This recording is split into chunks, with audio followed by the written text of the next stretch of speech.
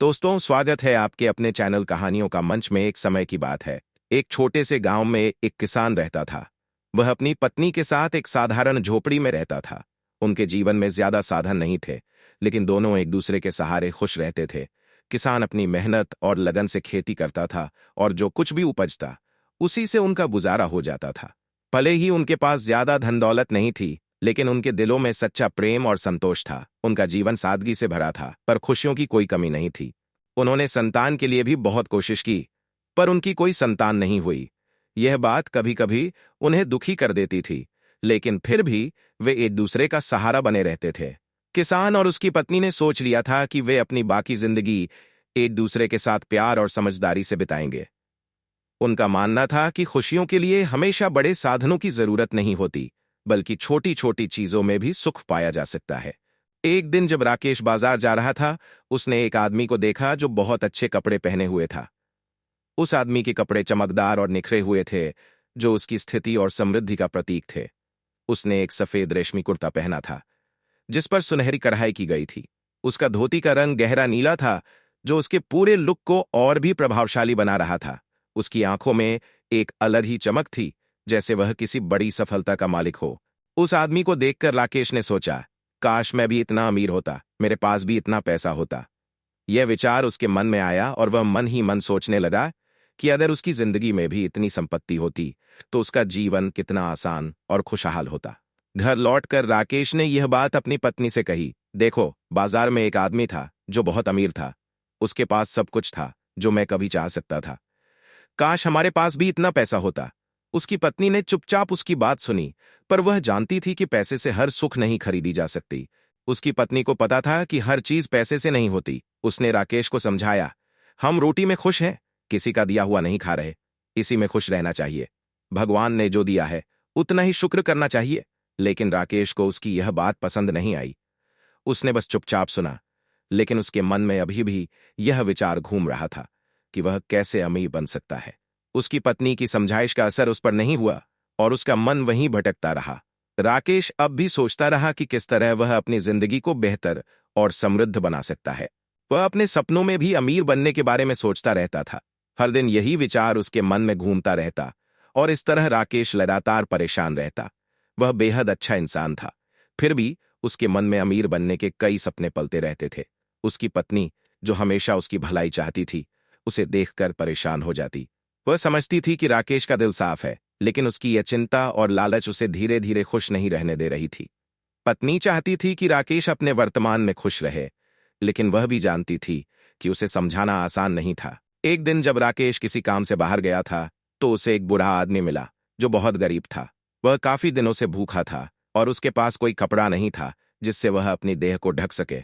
यह सब देखकर राकेश का दिल पिघल गया। उसने बिना देर किए उस बुजुर्ग को अपने घर ले आया। राकेश ने उसे अच्छे कपड़े पहनने के लिए दिए, उसे खाने को कुछ दिया और पूरी सेवा की। उसने उस बुजुर्ग को आराम करने के लिए एक जगह दी, और उसकी खिदमत में कोई कसर नहीं छोड़ी। राकेश की यह मदद देखकर उसकी पत्नी भी चौंकी, लेकिन उसने राकेश की अच्छाई पर गर्व महसूस किया। बूढ़े आदमी ने अपनी खुशी में राकेश को एक पिंजरा दिया, जिसमें एक तोता था। राकेश ने पिंजरे को देखा और कहा, इसकी कोई जरूरत नहीं है। मैं इतना पैसा नहीं कमाता कि इसे कुछ खिला सकूं। और पक्षी तो आजाद ही अच्छा लगता है, उसे पिंजरे में बंद नहीं करना चाहिए। राकेश ने फिर बुजुर्ग से कहा कि वह पक्षी को छोड़ने की सलाह देगा, ताकि वह अपनी जिंदगी स्वतंत्र रूप से जी सके। राकेश का यह विचार उसके दिल से आ रहा था, क्योंकि वह जानता था कि स्वतंत्रता और सुख कोई पिंजरे में नहीं पा सकता। बूढ़े आदमी ने राकेश से कहा, बेटा, यह कोई मामूली पिंजरा नहीं है। इसकी तुम खूब देखभाल करना, यही तुम्हें अमीर बना सकता है। पूर्णमासी के दिन इसके पंख सोने के हो जाएंगे। तुम उसके पंख ले लेना और फिर इसे आजाद कर देना। राकेश हैरान हो गया, लेकिन बुजुर्ग की बातों में कुछ खास था। वह यह समझ नहीं पा रहा था कि कैसे एक साधारण पिंजरा और तोता उसे अमीर बना सकते हैं। लेकिन उसने बुजुर्ग की बात मानी और तोते की देखभाल करने का निर्णय लिया। उसकी पत्नी भी यह सब देखकर चुपचाप देख रही थी, और वह भी जानना चाहती थी कि यह सब किस ओर जा रहा है। राकेश तो पहले से ही अमीर बनने के सपने देख रहा था, इसलिए वह बहुत खुश हो गया। उसने अब पूरा ध्यान उस तोते और उसकी देखभाल पर केंद्रित कर लिया। वह पूर्णमासी का इंतजार करने लगा, क्योंकि बुजुर्ग की बातों में उसे कुछ खास उम्मीद नजर आई। राकेश ने यह सारी बातें अपनी पत्नी को भी बताई, और दोनों अब बेसब्री से पूर्णमासी के दिन का इंतजार करने लगे। जैसे जैसे वह दिन पास आ रहा था, दोनों के मन में एक अजीब सी उम्मीद और उत्तेजना थी। लेकिन जब पूर्णमासी का दिन आया, तो राकेश और उसकी पत्नी की आंखों में थकावट और नींद भर गई। वे दोनों बहुत देर तक जागते रहे, लेकिन आखिरकार थक कर सो गए। सुबह जब राकेश और उसकी पत्नी की आंखें खुलीं, तो तोता वैसा ही था जैसे पहले था। उसके पंख सोने के नहीं बने थे और न ही कुछ खास बदला था। राकेश थोड़े निराश हुआ, लेकिन उसने फिर भी खुद को संभाला और कहा, कोई बात नहीं सीमा, हम अगले पूर्णमासी का इंतजार करेंगे। हालांकि अगले पूर्णमासी का दिन आया और फिर वही हुआ। राकेश और उसकी पत्नी फिर से उम्मीद लगाए बैठे थे, लेकिन जब रात आई तो उनकी आंखों में नींद भर गई और वे दोनों सो गए। उनका सपना, जो उन्होंने बहुत उम्मीद से पाला था, फिर से अधूरा रह गया। पूरे बाबा ने राकेश से कहा था कि यह बात किसी को नहीं बतानी चाहिए, लेकिन राकेश ने अपनी पत्नी से यह सब कह दिया और जैसे ही उसकी पत्नी को यह बात पता चली, उसने तुरंत अपनी सहेली को यह कहानी सुनाई। अब औरतों के बीच एक बात कहाँ रुकती है। कुछ ही समय में यह बात पूरे गांव में फैल गई। लोग एक दूसरे से पूछने लगे कि क्या सच में राकेश के पास कोई ऐसा पिंजरा है जो उसे अमीर बना सकता है, और क्या पूरा गांव इस रहस्य के बारे में जानने के लिए तैयार था। गांव में चर्चा का माहौल गर्म हो गया और सब लोग राकेश और उसकी पत्नी के बारे में बातें करने लगे। अब राकेश को यह महसूस हुआ कि उसने जो किया वह शायद बाबा के आदेश का उल्लंघन था और अब उसे इस पर ध्यान देना होगा। एक दिन राकेश ने देखा कि उसका तोता अचानक गायब हो गया। वह बहुत घबराया और हर जगह उसे ढूंढने लगा, लेकिन कहीं नहीं मिला। राकेश का दिल भारी हो गया, क्योंकि उसे एहसास हुआ कि शायद उसने जो बाबा के आदेश का उल्लंघन किया था, उसका ही परिणाम अब सामने आ रहा था।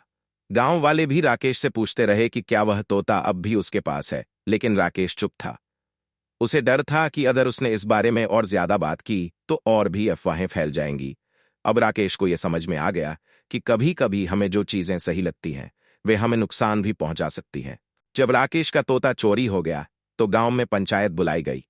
पंचायत में सभी लोग इकट्ठा हुए और राकेश की गुमशुदा तोते के बारे में चर्चा करने लगे। कई घंटों तक खोजबीन करने के बाद पता चला कि तोता एक अमीर सेठ के घर में है। फिर पंचायत में सेठ को बुलाया गया।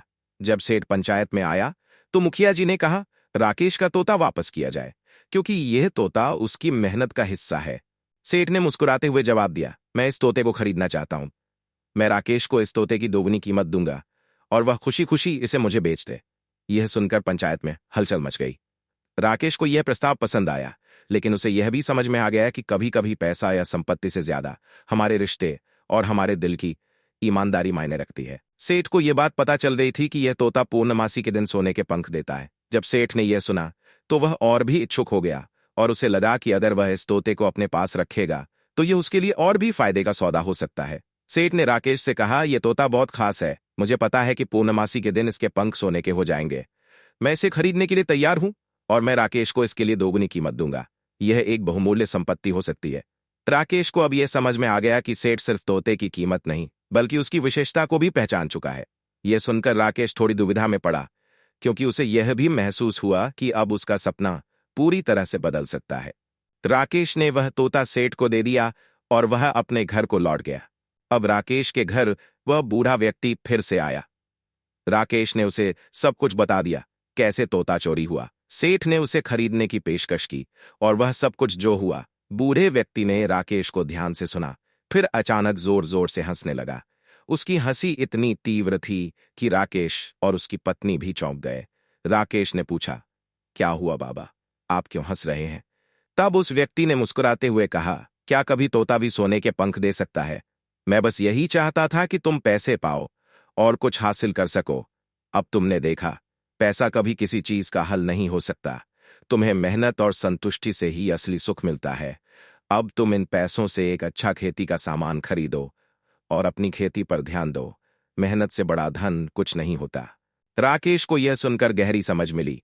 उसे एहसास हुआ कि सही दिशा में मेहनत ही सबसे महत्वपूर्ण है और सच्ची सफलता सिर्फ पैसों में नहीं, बल्कि आत्मसंतोष और मेहनत में है। उसने तय किया कि वह अब पूरी ईमानदारी और लगन से अपनी खेती पर ध्यान देगा। उधर सेठ हर पूर्णमासी का इंतजार करता रहा, लेकिन जैसा उसने सोचा था वैसा कुछ भी नहीं हुआ। हर बार पंख सोने के नहीं बने और तोता वैसा का वैसा रहा। महीनों बीत गए और सेठ की उम्मीदें धीरे धीरे चुक गईं। आखिरकार सेठ ने वह पिंजरा खोल दिया और तोते को आजाद कर दिया। उसने समझ लिया कि इस तोते से कोई चमत्कार नहीं होने वाला। अब वह तोता अपनी आजादी में उड़ने के लिए तैयार था, और सेठ को भी यह समझ में आ गया कि कभी-कभी किसी चीज का पीछा करने से ज्यादा महत्वपूर्ण है अपने जीवन को संतुलित रखना। दोस्तों, कैसे लगी आपको हमारी कहानी? कृपया मुझे जरूर बताएं, कमेंट करना न भूलें और मेरे चैनल कहानियों का मंच को सब्सक्राइब करें। धन्यवाद।